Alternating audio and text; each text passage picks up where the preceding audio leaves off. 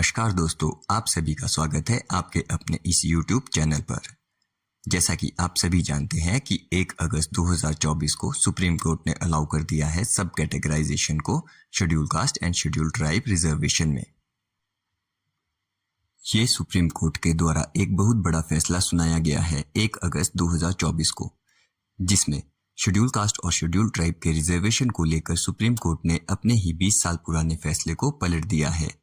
आप सभी को पता होगा कि यहाँ पर ओबीसी की जब हम बात करते हैं, ओबीसी रिजर्वेशन में तो आपको क्रीमी लेयर और नॉन क्रीमी लेयर देखने को मिलती है, लेकिन एससी और एसटी की रिजर्वेशन में यह कॉन्सेप्ट नहीं है। लेकिन फाइनली सुप्रीम कोर्ट ने यह हक राज्यों को दे दिया है कि वह अब एससी और एसटी रिजर्वेशन में सब क्लासिफिकेशन कर सकते हैं, और इसी को हम डिटेल में समझेंगे कि एग्जैक्टली यह पूरा मैटर क्या है। इसके साथ ही एससी एसटी के आरक्षण को लेकर सवाल भी खड़े होने लगे हैं, क्योंकि आरक्षण के अंदर कोटे पर यह फैसला किया गया है। इस फैसले को देते समय सुप्रीम कोर्ट के जस्टिस BR गवाई ने एक खास टिप्पणी भी की है। उन्होंने कहा कि इस जमीनी हकीकत से इनकार नहीं किया जा सकता कि एससी एसटी के भीतर ऐसी श्रेणियां भी मौजूद हैं जिन्हें सदियों से उत्पीड़न का सामना करना पड़ रहा है।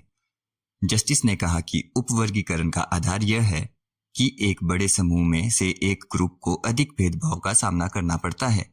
आपको बता दें कि एससी एसटी आरक्षण के भीतर अब कोटा मान्य हो जाएगा, जिससे सबसे कमजोर व्यक्ति को भी इसका लाभ मिलेगा। पारिवारिक काम धंधा करने वाले उपजातियों के लोगों को इसका कोई खास लाभ नहीं मिल रहा था। ऐसे में यह फैसला सुप्रीम कोर्ट ने दिया है। Chief justice of India justice Chandrachud की अगुवाई वाली 7 जजों की बेंच ने गुरुवार को अपना फैसला सुनाते हुए यह साफ कर दिया कि राज्यों के भीतर नौकरियों में आरक्षण देने के कोटे के भीतर कोटा दिया जा सकता है।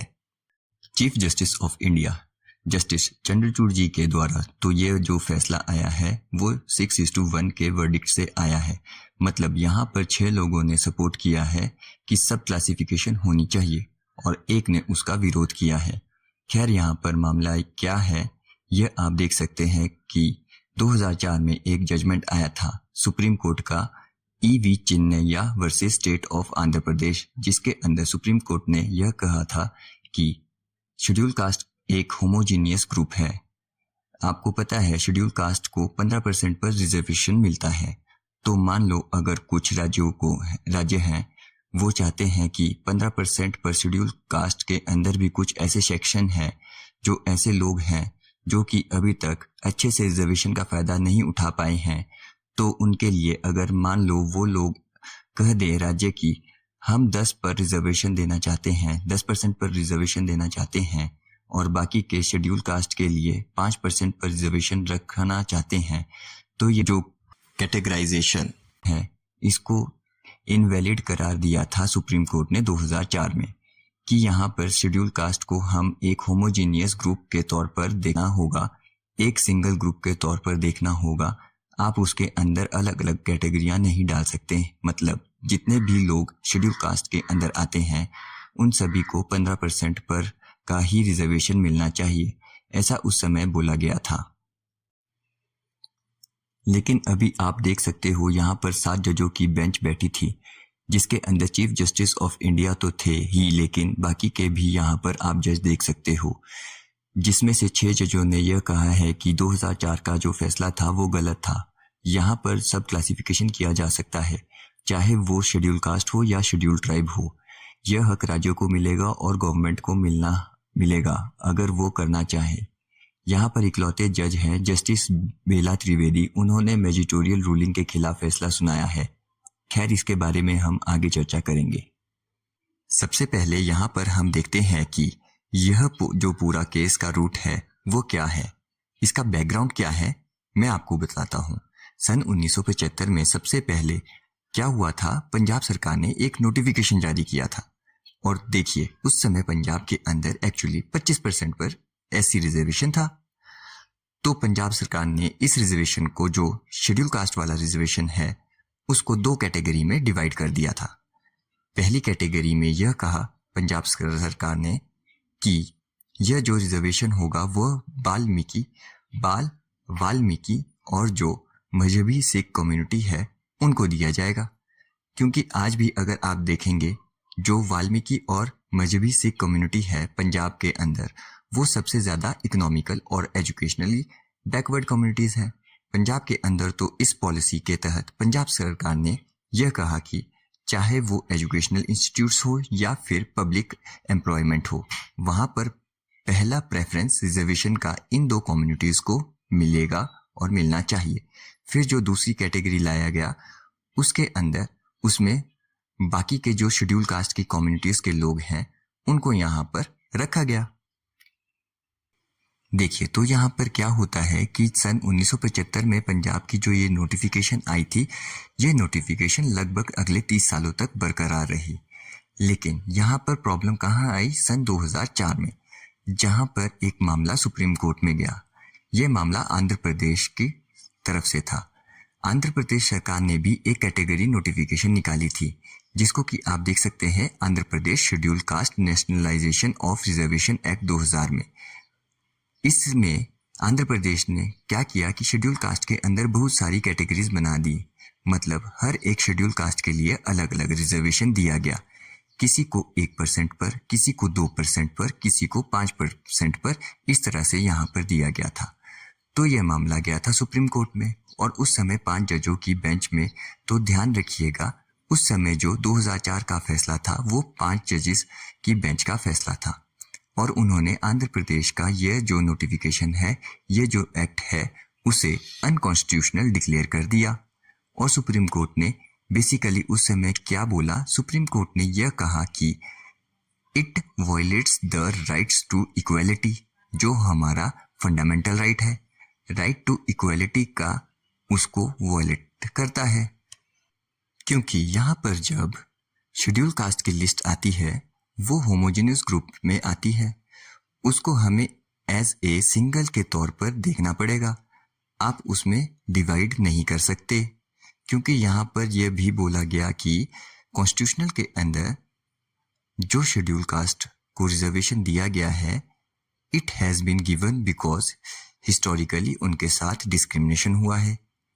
तो हम शेड्यूल कास्ट के अंदर अलग अलग डिवाइड नहीं कर सकते। और साथ ही साथ सुप्रीम कोर्ट ने एक और यहाँ पर कारण दिया था कि देखिए, आर्टिकल 341 ऑफ कॉन्स्टिट्यूशन, उसमें लिखा हुआ है कि प्रेसिडेंट के पास पावर है कि शेड्यूल कास्ट के अंदर कौन कौन से लोग होंगे, तो वो प्रेसिडेंट ही लिस्ट बना सकते हैं।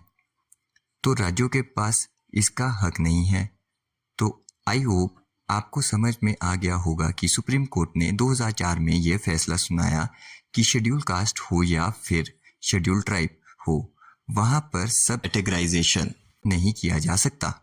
और फाइनली क्या होता है कि सुप्रीम कोर्ट का यह फैसला आने के लगभग 2 साल के बाद ही पंजाब और हरियाणा हाई कोर्ट ने भी जो ये सन 1975 का पंजाब सरकार का नोटिफिकेशन था, उसको भी खारिज कर दिया, उसको भी खत्म कर दिया। अब मामला वापस से अपील पर चला जाता है।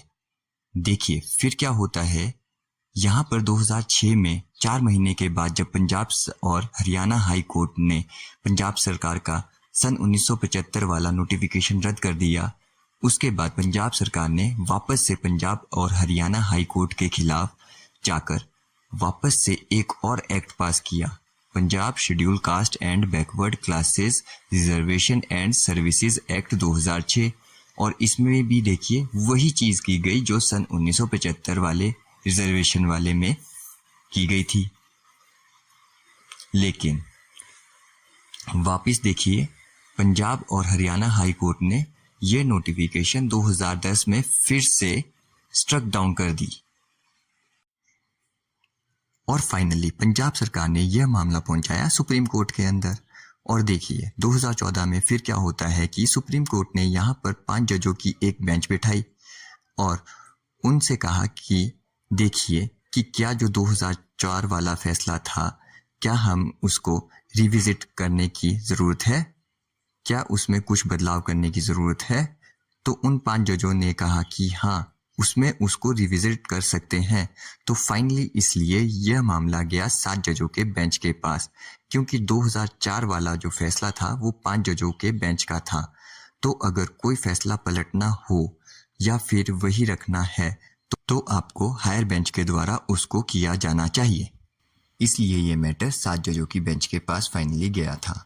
जैसे कि मैंने आपको पहले भी ये बताया है कि इसको हेड कर रहे थे chief justice of India Chandrachud, और इसमें 6:1 की मेजॉरिटी से फैसला आया है। और इसके अंदर सुप्रीम कोर्ट ने कहा कि राज्यों को यह हक मिलता है कि यहाँ पर अगर वो शेड्यूल कास्ट हो या फिर शेड्यूल ट्राइब हो, उसमें सब कैटेगराइजेशन कर सकते हैं। हो सकता है कि सुप्रीम कोर्ट का तर्क क्या है, आज मैं आपको बताता हूँ। सुप्रीम कोर्ट यह कह रहा है कि देखिए, जब से रिजर्वेशन स्टार्ट हुआ है और जिन लोगों को रिजर्वेशन मिला है, जैसे मान लो एससी और एसटी के अंदर जिन लोगों को ऑलरेडी रिजर्वेशन का फ़ायदा मिल चुका है, तो ऑलरेडी वो ऊपर आ चुके हैं, उनका उत्थान हो गया है। तो एक तरह से अगर राज्यों को लगता है कि शेड्यूल कास्ट के अंदर भी बहुत से ऐसे कम्युनिटीज़ हैं, बहुत से ऐसे लोग हैं जो रिजर्वेशन का फ़ायदा नहीं उठा पा रहे हैं, तो उनके लिए राज्य चाहे तो अलग से उसी के अंदर रिजर्वेशन कर सकती है। मतलब एक्स्ट्रा रिजर्वेशन नहीं देनी है। उसी शेड्यूल कास्ट के अंदर जो 15% पर रिजर्वेशन है, उसी में डिवाइड कर सकती है। और सेम वही चीज़ शेड्यूल ट्राइब के साथ भी की जा सकती है। तो एक तरह से 2004 में सुप्रीम कोर्ट ने कहा था कि शेड्यूल कास्ट होमोजीनियस ग्रुप है। यहाँ पर सुप्रीम कोर्ट कह रहा है कि नहीं, होमोजीनियस ग्रुप नहीं है, हम उसमें सब कैटेगराइजेशन कर सकते हैं। हाँ, इसके लिए क्या है कि राज्यों को कुछ एम्पिरिकल डाटा दिखाना होगा। मतलब राज्य सरकार ऐसा नहीं कि मनमानी तरीके से जिसको मन चाहा उसको अंदर सब कैटेगराइजेशन कर दिया। कुछ डाटा के आधार पर कि इन लोगों को रिजर्वेशन का अभी तक फ़ायदा नहीं मिल पाया या फिर ज़्यादा डिस्क्रिमिनेशन हुआ है, तो उनको यहाँ पर रिजर्वेशन सब कैटेगराइजेशन के अंदर दिया जाना चाहिए। देखिए, यहाँ पर जो इकलौते जज हैं जस्टिस त्रिवेदी, उन्होंने उनका ये डिसेंट जजमेंट दिया था और उन्होंने कहा कि देखिए, राज्यों को यह हक नहीं मिलना चाहिए क्योंकि ऐसा कोई भी कानून नहीं है, लेजिस्लेटिव पावर नहीं है जहां पर जो कॉम्पिटेंस है वो राज्यों के पास हो कि वो इसको फर्दर क्लासिफाई करेंगे। तो वो इकलौते ऐसे जस्टिस थे जो इसके खिलाफ थे। खैर, यहाँ पर मैं आपको एक और चीज़ बता दूं, बहुत इम्पोर्टेंट है। सुप्रीम कोर्ट ने अपने जजमेंट में यह भी कहा है कि शेड्यूल कास्ट के अंदर जो ऑलरेडी लोग हैं, ऐसा नहीं होना चाहिए कि उनको रिजर्वेशन से बाहर कर दिया जाए। देखिए, ये बहुत इम्पोर्टेंट है। उनका यह कहना है कि यहाँ पर जो भी लोग शेड्यूल कास्ट में हैं, उनको रिजर्वेशन देना ही पड़ेगा, चाहे वो छोटा रिजर्वेशन हो या बड़ा रिजर्वेशन हो। आप सिर्फ कैटेगराइजेशन कर सकते हैं। इसके अंदर तो ऐसा नहीं होना चाहिए कि जिन लोगों को ऑलरेडी रिजर्वेशन है, राज्य सरकार यह कह दे कि ये इन लोगों को ऑलरेडी उत्थान हो गया है, ये लोग ऑलरेडी बेनिफिट पा लिए हैं, तो इनको हम रिजर्वेशन से हटाते हैं। ऐसा नहीं होना चाहिए। तो फाइनली क्वेश्चन यह है कि इस पूरे जजमेंट का इम्पैक्ट क्या होगा। देखिए, सिंपल सी चीज़ है, इसका डायरेक्ट इम्पैक्ट पड़ेगा राज्य सरकारों के ऊपर। अब राज्य सरकारों के पास बहुत सारी डिमांडें आएगी क्योंकि अब राज्य सरकारों के पास पावर आ चुकी है देश के अंदर कि वो चाहे तो इन रिजर्वेशनों में अलग अलग कैटेगरियाँ ला सकते हैं। तो अब आप देखेंगे बहुत जल्द आपको देखने को मिलेगा भी, बहुत सारी ऐसी डिमांडें आएगी और राज्य सरकारें हो सकता है कि उसके अंदर बदलाव करे। शेड्यूल कास्ट और शेड्यूल ट्राइब के अंदर अलग अलग सेक्शन ऑफ सोसाइटी को रिजर्वेशन मिलेगी और ये मिलना भी ठीक है। तो आप क्या सोचते हैं इसके बारे में? ये अपना सुझाव कमेंट बॉक्स में ज़रूर दें। फ्रेंड्स, आज की वीडियो में बस इतना ही। आप सभी का इस वीडियो पे बने रहने के लिए बहुत बहुत शुक्रिया और प्लीज़ इस वीडियो को लाइक और सब्सक्राइब ज़रूर कीजिएगा।